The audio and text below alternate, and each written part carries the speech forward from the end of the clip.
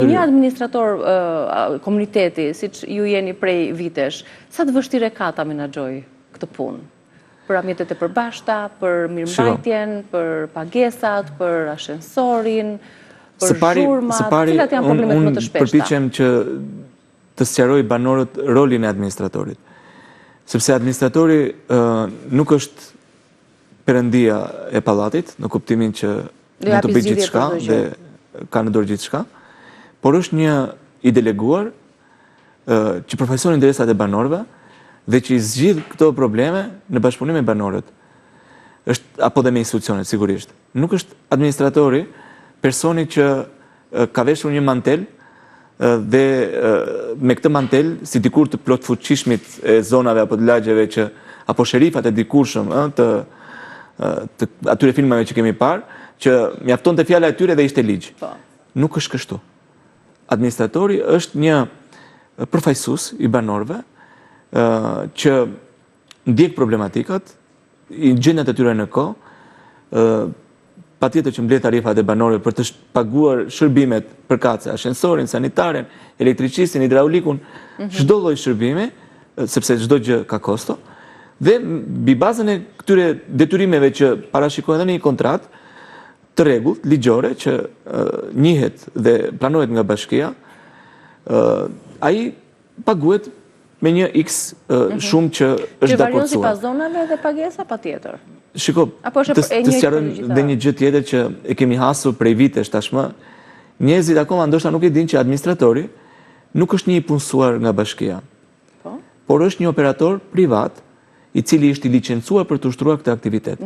Në mënyrë alegorike, unë e bëj këtë krahasim dhe ju them që shpesh ju them që ne jemi pak a shumë si punë e shoferave, pra taksistëve, që marrin një licencë dhe e shfrytëzojnë atë për të bërë një shërbim caktuar, për të marrë, për të transportuar nga një vend në vendi tjetër, pra në mënyrë krahasimore. Dhe ne marrim një licencë kundrejt edhe sepse jemi të pajisur dhe me NIPT, pra kundrejt detyrimeve që kemi ndaj organeve tatimore apo bashkisë e kështu me radhë, dhe ushtrojmë këtë aktivitet për të mirëmbajtur ambientet e përbashkëta.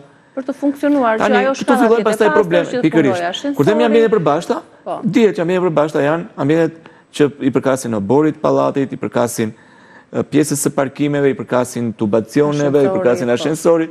Shumë herë njerëzit thotë që më zgjidhe problemin me komshiun, se ai po bën zhurmë lart.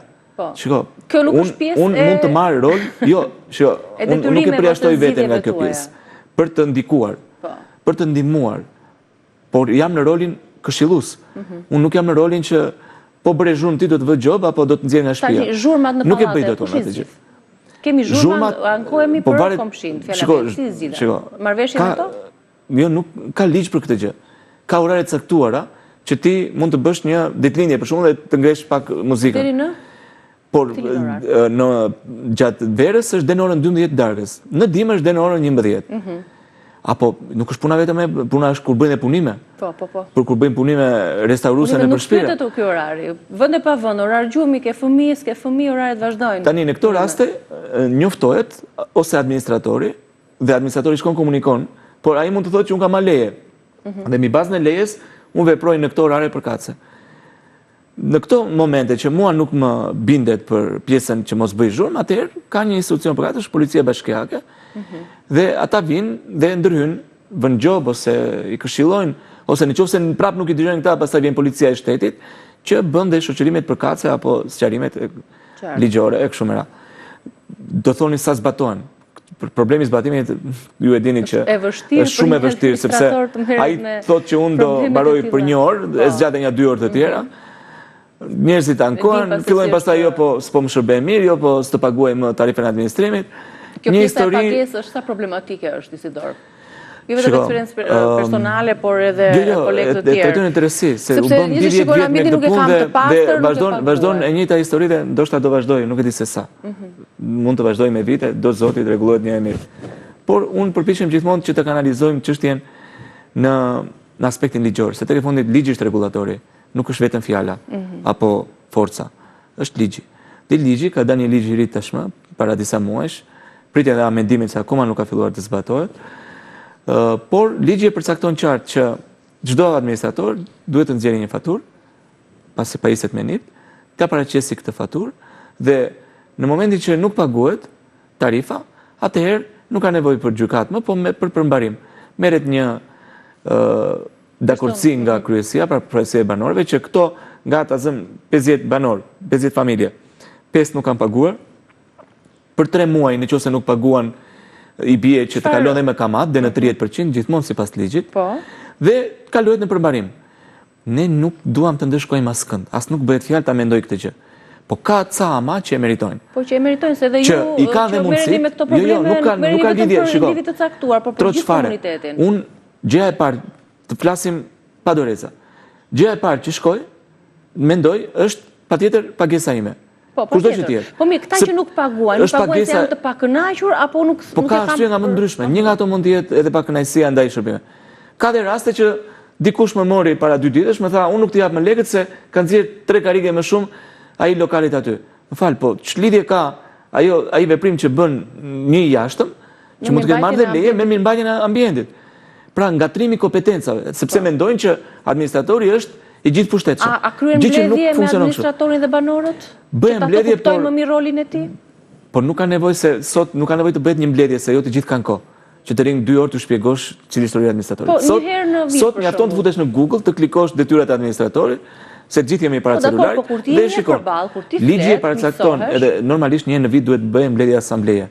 Po dhe kur bëjmë asamblet, nga 100% e banorëve nuk na vin as 5-6%.